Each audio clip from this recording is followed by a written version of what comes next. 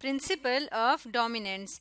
इस वीडियो में हम देखेंगे कि टू पर्सन सम गेम में प्रिंसिपल ऑफ डोमिनेंस कैसे यूज होता है। तो इस टॉपिक को समझने के लिए हम एक पे ऑफ मैट्रिक्स ले आते हैं और इस मैट्रिक्स के ऊपर सर्टेन सेट ऑफ ऑपरेशंस लगाएंगे।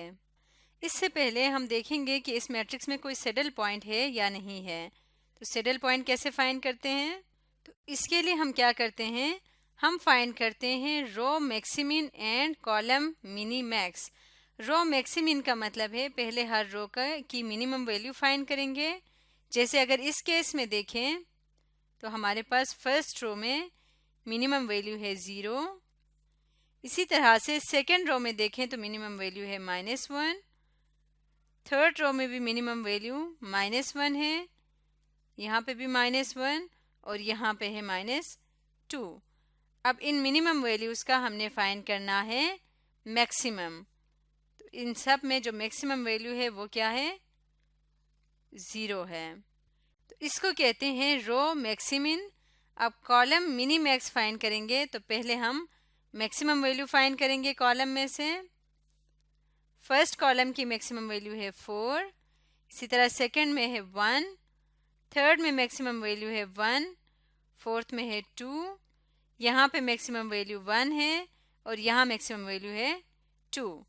इसके बाद हमने क्या करना है, मिनी मैक्स, मैक्सिमम का मिनिमम फाइंड करना है। तो वो है 1, ये 3 1 आ रहे हैं।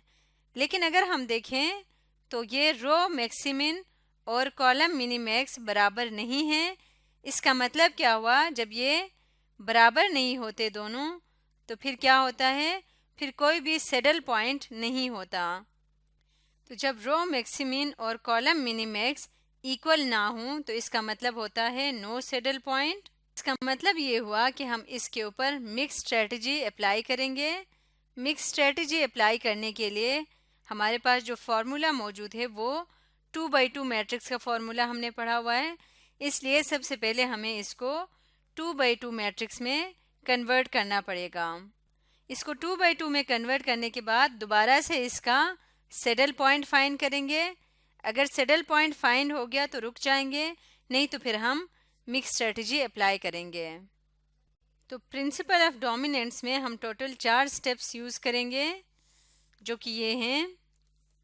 सबसे पहले हमने क्या करना है, सम वैल्यू ऑफ रो के सारे वैल्यूज़ को सम करके यहाँ लिखते जाएंगे।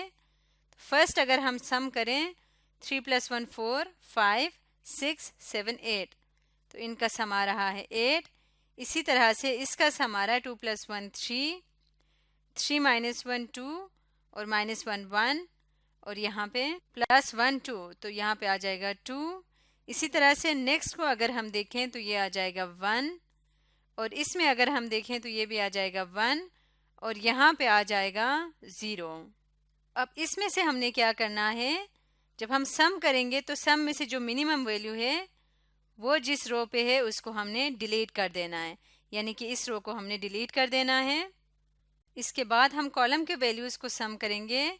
इसको सम करें तो यहाँ पे आ जाएगा 8, इनको सम करें तो आ जाएगा 0, -1 2 1 और 2। अब इसमें से हमने मैक्सिमम वैल्यू को लोकेट करना है, जो कि है 8, और 8 के अगेंस्ट जो हमारे पास कॉलम बनता है उसको हमने डिलीट कर देना है, यानी कि फर्स्ट कॉलम को हमने रिमूव कर देना है। इसके बाद इस मैट्रिक्स को रीराइट करेंगे और ऑपरेशन रिपीट करेंगे। तो उस रो और कॉलम को डिलीट करने के बाद इसको दोबारा लिख लेंगे तो ये मैट्रिक्स आ जाएगा। अब यहाँ पे दोबारा से वही प्रोसेस रिपीट करना है, तो ये आ जाएगा 5 और इसी तरह से यहाँ पे आ जाएगा 0, यहाँ पे भी आ जाएगा 0 और यहाँ आ जाएगा -1। अगेन हमने क्या करना है, जो लीस्ट वैल्यू है उसके अगेंस्ट जो रो है उसको डिलीट कर देना है। और इसी तरह यहाँ पे भी देखें तो उसके बाद इनको सम करें, ये आ जाएगा 1 आ जाएगा और यहाँ पे आ जाएगा 0, यहाँ भी 0 आ जाएगा, यहाँ पे 2 और यहाँ पे 2। तो इसमें जो सबसे मैक्सिमम वैल्यू है उसके अगेंस्ट जो कॉलम है उसको हमने डिलीट कर देना है। इसके साथ इसको भी डिलीट कर देंगे क्योंकि ये दोनों वैल्यूज़ बिल्कुल सेम है। तो इस कॉलम को भी डिलीट कर देते हैं। ये हमारा नेक्स्ट मैट्रिक्स बचेगा। अभी भी ये 2 by 2 में नहीं है, तो दोबारा सेम ऑपरेशन अप्लाई करते हैं। इसको प्लस करें, 2 आ जाएगा, -1 आ जाएगा और 0 आ जाएगा।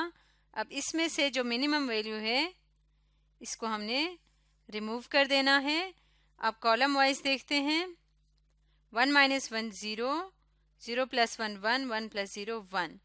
तो इसमें अगर हम देखें तो मैक्सिमम वैल्यू 1 और 1 है। तो इसको दोनों को अगर हम रिमूव करें तो हमारे पास सिर्फ और सिर्फ 2 एलिमेंट्स बचते हैं, यानी एक रो बचती है। लेकिन हमने इसको 2 by 2 मैट्रिक्स में रिड्यूस करना था। तो इसके लिए हम एक और चेक करेंगे, वो ये है कि अब हम ईच क्रॉसपोंडिंग एलिमेंट्स को कंपेयर करेंगे।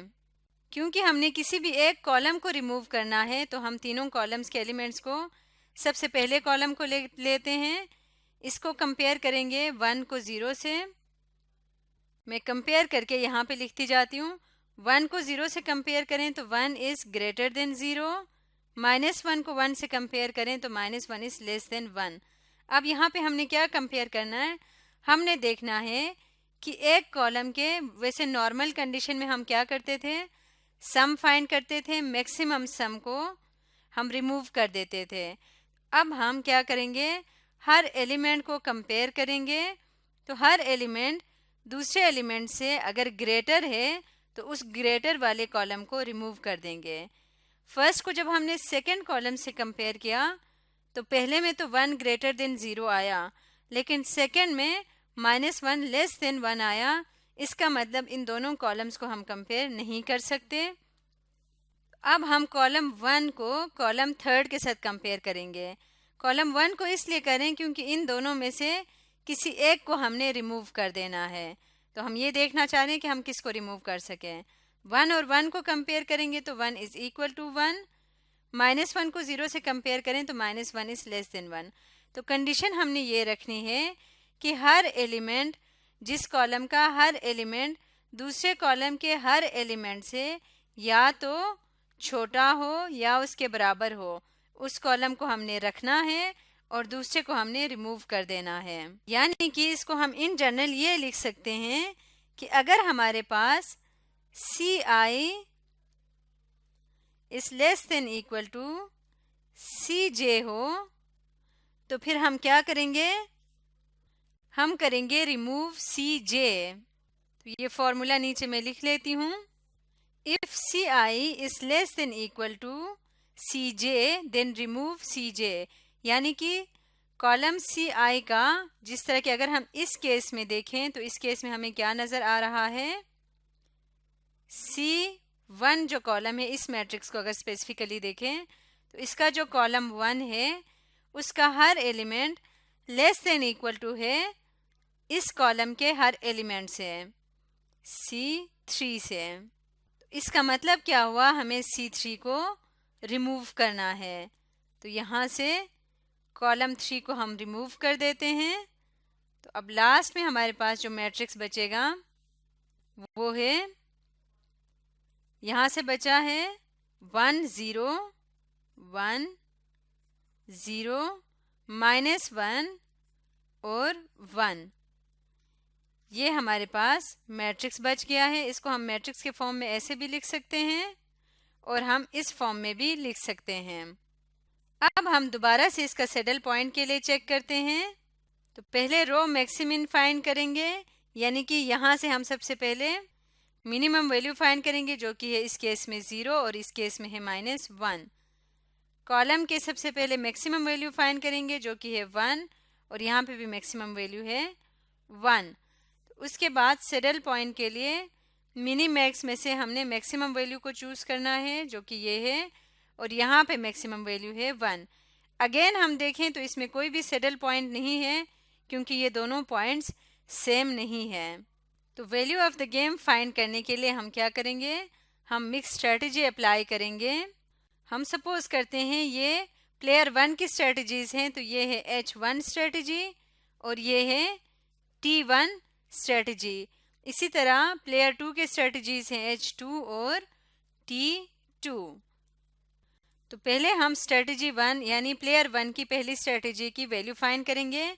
उसके लिए फॉर्मूला क्या था, हम क्या करते थे, A11 minus A21 into H1 plus A21 is equal to A12 minus A22 H1 plus A22।